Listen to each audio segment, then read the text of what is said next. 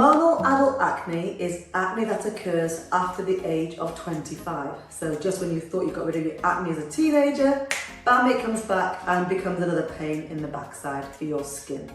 If, like myself, you do suffer with adult acne, I'd like to give you some tips and advice on how to treat it naturally before reaching out for medication or going to see a dermatologist or a doctor to help with your skin condition. I do also have to say that whilst cleaning up aspects of my life and my lifestyle to help my skin improve, I also affected and improved my overall health. My name is Alison, welcome to the channel. But before I get started, please remember to like, subscribe, share, comment, hit the notification below, and also if you'd like to have free access to those booklets, those guides, simply expand the description and you will find the adult acne more than skin deep, eczema more than skin deep, and dry skin more than skin deep guides. They're there to help and benefit you. Tigs and Moo is also available on Instagram and Facebook, and we have our own Tigs and Moo website where you can get more information about things that can help prevent acne, prevent eczema and help your skin. Let's get started. So although teenage acne is primarily caused by an influx of hormones and oil, this is very different for adults. By adults, I don't just mean women, it can happen to women and to men. And it is often caused by a fluctuation or an imbalance in our hormones. This can be triggered by different things going on in your life and in your lifestyle. So for women, your hormones can fluctuate before your period, when you are pregnant, when you're perimenopausal, during your menopause, and also from a condition called PCOS or polycystic ovaries. For men, it tends to be a fluctuation in your testosterone. So there you go, men can't escape either. Now, although disruptions and fluctuations in your hormones can trigger off your adult acne, there are things that are causing your hormones to fluctuate, and this is what's called by disrupting your endocrine system, your hormonal system. When you disrupt your endocrine system, you can therefore trigger off your acne.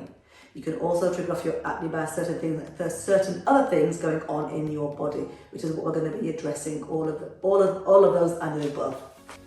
So this is the part where I say that I'm not a doctor, and everything I'm telling you right now is based on experience, my own experience, and my own research on how I got rid of my acne, because I went from 100% total coverage of my cheeks to barely any at all now. So let's get started. On many of my videos for hormonal adult acne and also eczema, I place a lot of emphasis on the importance of choosing the right foods and the right skincare. And this is because choosing the wrong foods and the wrong skincare can cause a massive disruption in your endocrine system, your hormonal system. Choosing those wrong foods will cause an imbalance in your hormonal system and create cystic acne, which is what is more associated with adult acne as opposed to teenage acne. Eating those wrong foods can also cause low-level chronic inflammation in the body. Now, it might not feel like a massive thing to you on a day-to-day basis, but to your body, low-level chronic inflammation can then cause problems with your gut. It can affect whether you get cysts on the skin. It can affect a lot that you're not even aware of, but because you've learned to live with it over time. Eating those wrong foods for you specifically can also cause an increase in sebum or oil production on the skin. Now, I'm saying wrong foods for you because, as always, we are all unique, and what triggers one person's acne may not trigger another person's acne. Eating the wrong foods can also cause a weakened immune system. If you're not getting enough nutrition into your body, this will also be a reason for your health to decline and your skin to become more of an issue. So, as you can see by now, choosing the wrong foods will have a massive impact on your state of your body and on your skin. You would have heard me use the term crap in equals crap out. And I'll give you an example. If you had a brand new car, it doesn't matter how new that car is. If you put diesel into a petrol car, the car will not function well. Another example is if you put a low-level quality petrol into a Lamborghini, you're not going to get to perform as well as you expect it to. So what we're doing on a day-to-day basis let me get my words out. What we are doing on a day-to-day basis by eating rubbish processed foods or foods that cause inflammation or foods that cause problems with our gut, we are causing our bodies just to get on with our day-to-day lives, but our bodies are not running optimally. If our bodies aren't running optimally, then therefore we're going to see a disruption in our skin. This is what caused my acne by causing fluctuations in my hormones, problems with my gut, low-level chronic inflammation. It came out on my skin in the form of acne as an adult and also eczema. If you look after your skin from the inside and the outside, you're going to suffer with less hormonal acne and less of skin conditions like eczema and psoriasis. Every time I break my own rules, I suffer. It's that simple. And every time I follow my own rules, my skin thrives. Now, by doing a food journal, I'm just literally documenting what you're eating and drinking, what you're putting into your mouth and consuming. You can start to see patterns. Patterns will emerge as to whether you're breaking out in acne when you eat certain foods. Also by doing a short-term exclusion diet, and I said the word short-term because exclusion diets should only ever be short-term, otherwise you may end up suffering with nutritional deficiencies. By doing the journal and the exclusion diet, you might start to see a pattern of what foods are triggering off your acne, or even certain ailments and illnesses. Are you getting gut pain when you eat certain foods? Are you getting sinus problems? Are you feeling fatigued? Little things like that to look out for will make a big difference to your overall health and your skin. Now, Superman fans will get this because I found out what my kryptonite was. Okay, my kryptonite is gluten, wheat, rye and barley. My kryptonite is milk in any form, if it's cow milk, sheep or goat. I also found out that sugar, processed sugar, whole fruit sugar I'm okay with, but processed sugars and also processed foods, simple as that. If it's not real food, I react to it. And it could be the case for the same for you as well. I will react to it literally the same evening if I've eaten it in the morning, or the next day I will see a breakout on my skin. And that is because I've caused a disruption in either my gut or my endocrine system, my hormonal system, or I've weakened my immune system somehow, somewhere, or put something in my body that just doesn't belong there.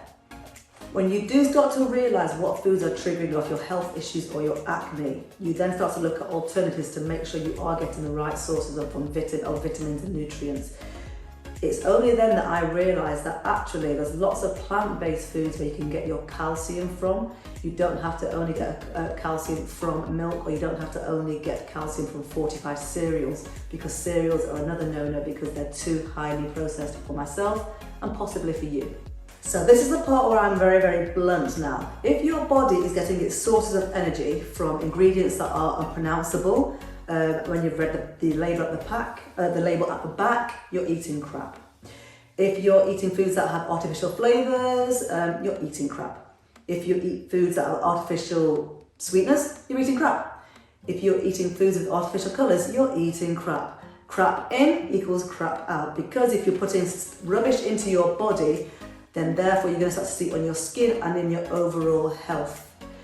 As I said before, you wouldn't go and put a low-grade petrol into a Lamborghini. Treat your body like a Lamborghini or a Ferrari. Treat it with respect. And when you put good stuff in, you'll get good stuff coming out. Another hidden enemy to look out for is sugar. If you read the back of a label and see that there's sugar or several types of sugar, syrup, anything that ends in OSE or O's, like lactose, fructose, glucose, sucralose, they are all forms of sugar that have been put in there to make that food taste good, because again, ultimately, you are eating crap. Sorry to be so blunt, but it's true.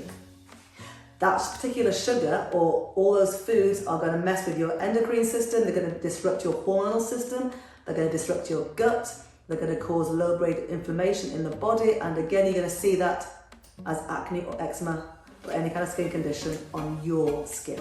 On my skin journey, other things that I looked out for were, because I'm someone who likes to eat meat, I like to eat fish. So first of all, I learned that if I was going to choose fish, it had to be wild caught fish, not farmed fish.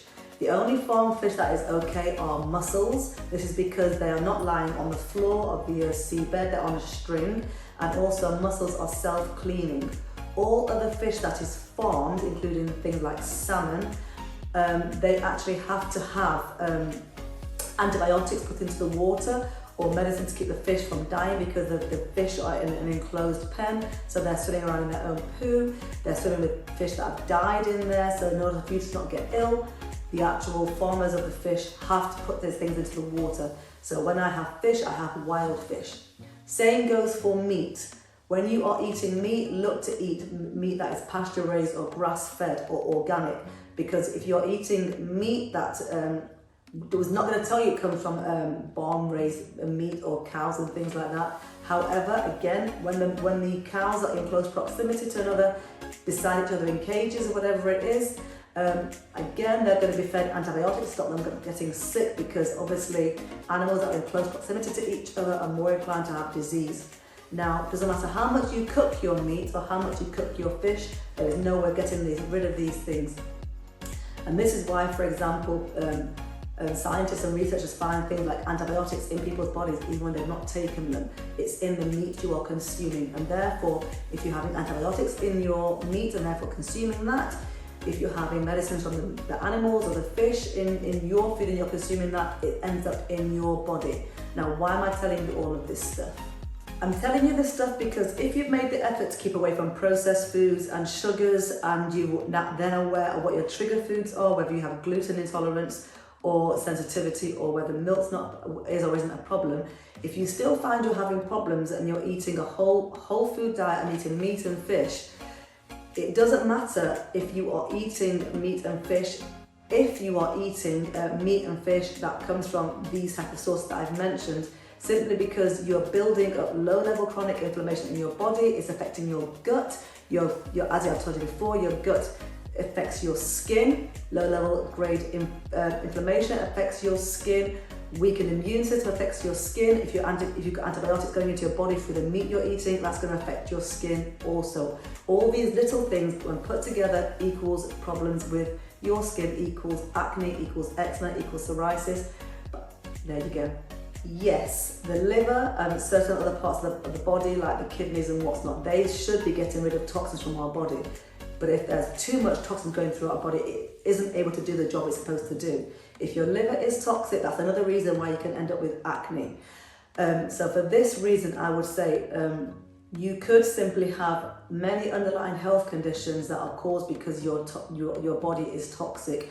And I don't mean like nuclear toxic, I just mean low-level grade inflammation, problems with your liver that you're not even aware of, problems that your doctor's not aware of. I know for my son specifically, he doesn't get acne, but he gets eczema, and one of the first things we found out when we saw a health practitioner was that his liver was toxic. There you go, and he's only 11 years old. Now, one decision I made for myself was I wasn't going to completely give up meat because I do enjoy it. However, I massively restricted how often I have it. So now, instead of having it 7 days a week like I used to in the past, we have myself and my family, we eat mainly plant-based meals through the week, Monday through Friday, and then a Saturday and Sunday we'll choose between meat or fish. So yes, we are benefiting our own health, but also doing a bit for the environment as well, which I do actually really like the fact that I'm doing that. Now, one thing I would say I had noticed and therefore did some research on was when I did cut back on meat, on the days when I was having it, I did feel like my digestive system was having to work harder and it felt a bit swollen. And when I did my research, I did find that meat, just by the very nature of what it is, just does cause low-level inflammation. So because I'm only having it once or twice a week, it's not so bad. But for somebody who's having meat on a regular basis every single day, yes, it's only low-level inflammation, but if you're having it every single day, you're having low-level inflammation every single day, which is not good for your body. Which again, if your body is inflamed on the inside, it's going to cause inflammation on the outside in the form of acne or other skin conditions. In the same way that meat can cause low-level inflammation, so can milk and eggs. So again, even though I'd given up milk, because of the intolerances it caused to my body and also to my skin, I did still have eggs. Now, just by the very nature, again, with which milk is produced from the cow or the egg is from the chicken, where it actually is the area of the body it's produced, again, it can cause inflammation to the body. It also means that even if you are buying or purchasing eggs from a chicken that are pasture raised as opposed to in a close proximity in the barn or in a cage, you're still consuming some hormones as well. You can't get away from the fact that you're going to consume hormones in milk or in eggs. It's that simple. Now, once you have established via your food journal and your exclusion diet what foods are good for you and not so good for you, it's definitely worth making sure you have increased your whole foods. So increase your vegetables, your fruits, your seeds, your nuts, your legumes, all these different things. And I will stick a link down below to give you ideas of what things to consume. It's really simple. There's so many recipes online. And in fact, what I did, I actually cheated. There's quite a few companies out there that send you, where you can go online and you can choose the actual recipes you want to try. They then send you the actual recipe and the ingredients that go with it. So at the moment, I'm using a company called Green Chef. I go on there, I tell them I want vegan meals. They give me about 12 different meals I can choose for that 1 week. I choose as many meals as I want. They then send out the recipe card and how to make it and the specific small amounts of the ingredients, the rest of it. So I don't actually have to go out and buy large bottles, for example, of say tahini, or I haven't got to go and buy large jars of say cashew paste. It comes ready-made, and you know that what you're getting is actually good quality ingredients, and you can make that meal for you and your family, and it actually saves you money in the long run as well. Now, I've said it before and I'm going to say it again. Outside of food and drink, there are other factors such as skincare, which can make a massive difference to what's going on with your skin as well. Now, doing really simple things can make a difference to your adult acne, and also incorporating things that shouldn't be there can make a difference to whether it improves or not. The first tip might seem really simple and really obvious, but just cleaning your face 1 to 2 times a day is really, really important. Now, I would say in the morning when you've woken up, or whether it's in the morning or not, when you've woken up, you need to make sure you clean your skin. Now, what I tend to do in the morning, I don't wash my face with tap water. I tend to spray it with a floral water and then wipe it clean with a clean flannel. Now, as we are adults and not teenagers who tend to have oily skin, you'll find that in the morning your skin shouldn't be that oily, which means you haven't got to over clean your face. Now remember, if you over clean your face and strip the skin of its natural oils or sebum, the skin will react by overproducing and creating more sebum, which can then cause blockages in your acne and in your skin pores, which can trigger off your acne. When it comes to cleaning your skin before your bedtime, there's things you should and shouldn't do. So for example, if you are wearing makeup, you need to be using the double cleansing method. Now, as a skincare formulator, one thing we had to learn on our course was that oil is attracted to oil and water is attracted to water. So if you put oil and water together, they separate, which is why you need an emulsifier when you have a cream or a lotion. Now, it works in the same way. If you've got makeup on, you've got an oily skin, and you've got dirt on your skin by being out and about throughout the day, the best thing to clean your face with is going to be another oil. So for me personally, I use my own Tigs body butter. I put that on my skin, but if I run out, I will use something simple like almond oil or hemp oil or jojoba oil. Literally rub it onto my skin before I add any water at all. I will then get a flannel, a clean flannel, wet it with warm water, and then wipe away all the makeup. Once the makeup is gone, I will then get another flannel, a clean flannel, wash my face with either a facial wash when my skin is wet, or a natural bar of soap that has no fragrance. Now this is important. As an acne sufferer, keep away from any product that has a fragrance or perfume or parfum, because they are all synthetic. When you see the words fragrance, perfume or parfum on there, it's not one ingredient. It can be up to 30 ingredients that haven't got to be mentioned on the label itself.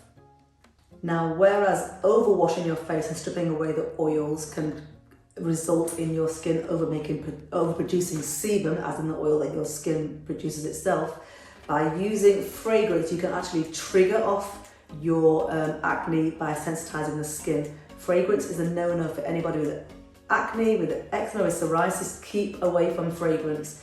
There is so much information out there that tells you how bad fragrance is when it comes to triggering off skin issues. It's not quite the same when you use natural fragrance as in essential oils. However, just as a word of caution, for me personally, I keep away from essential oils on my face as well. I tend to only use essential oils in body butters and skincare for my neck down, not on my face. Now, because I prefer to use natural products and ingredients on my skin, I have a homemade concoction that I use when I have a breakout, which reduces my acne and also helps with the scarring. And that's mainly only 4 ingredients.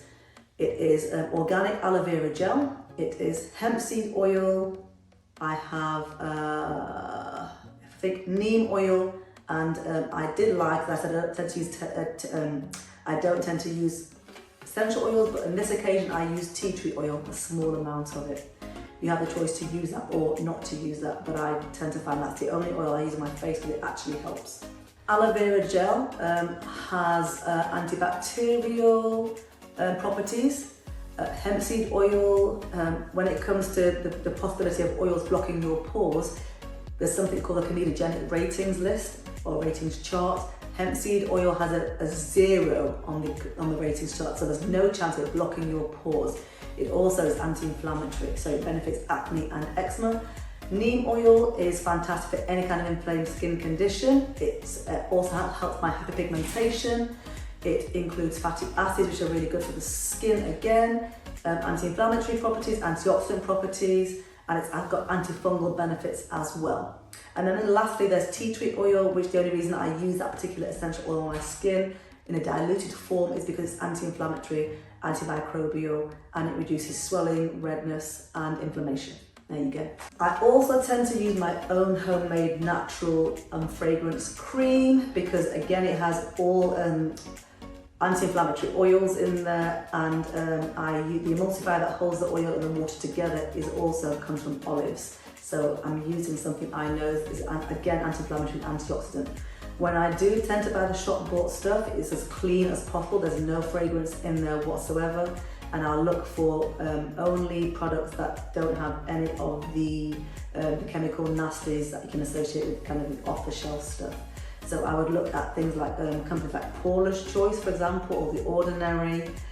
And also on top of that, I tend to use only mineral sunscreen. So there's 3 names for that same thing: mineral sunscreen, physical sunscreen, or natural sunscreen. That all means the same thing. What you want to keep away from as an acne sufferer or an eczema sufferer is a chemical sunscreen. So your Boot Sultan, your Niveas, your or anything with a fragrance, first of all, keep away from, and anything that's pretty much off the shelf, unless it actually says physical, mineral, or natural, it is not a natural sunscreen. Keep away from it because it will trigger off your acne. Okay. Now the only other thing I use on my face at the moment that I do like, and I use it 3 times a week, is a serum. Now I will use that 3 times a week because it is quite strong. It's inexpensive. It's niacinamide. Now, I've come across a niacinamide and zinc serum, which massively helps to brighten your skin, and it can also help with the scarring, which is why I tend to use that straight after my oil that I put. So I dab the oil onto my individual acne scars, which tend to be on the cheeks, hidden by the makeup right now. And then once that, I'll give it about 10 minutes to do its work, and then I'll add the serum. That's why I only use those things in the evenings. I've got time to put them on, and for my skin, my body, everything about me, just to relax rather than going out having done all that work. Now, when it comes to skincare, I've purposely not mentioned any specific types really, other than saying keep away from fragrance, look at natural stuff, and if you are going to use chemical stuff, try and keep away from the nasties. And by nasties, if you go to, for example, that Paula's Choice, there's an actual help function that someone you can talk to live, and they will also give you ideas on what you should and shouldn't be using on your skin when you tell them what's going on with your skin. So the reason I've not given you specific products that I've tried is because I do predominantly use homemade stuff because they are natural, and also because even though I have tried shop bought stuff, what works for me may not work for you. I have done videos on deodorants that I've tried and sunscreens that I've tried because they've all been natural, but again, for me, even when I've tried natural things that are shop bought, and my son has tried natural things that are shop bought, we've still reacted to them because there might be some chemicals in there that aren't completely natural or that just don't agree with our skin. So in that way, I can only apologise. I've not given you specifics, but I'm hoping that by watching this video, you've got enough information to get you started. So I guess all that leaves me to say is please remember to like, subscribe, share and comment. I really do comment because I'd like to get some advice back from you guys. It should also help me to work out what other videos to do for you. I will see you on the next video. Bye for now.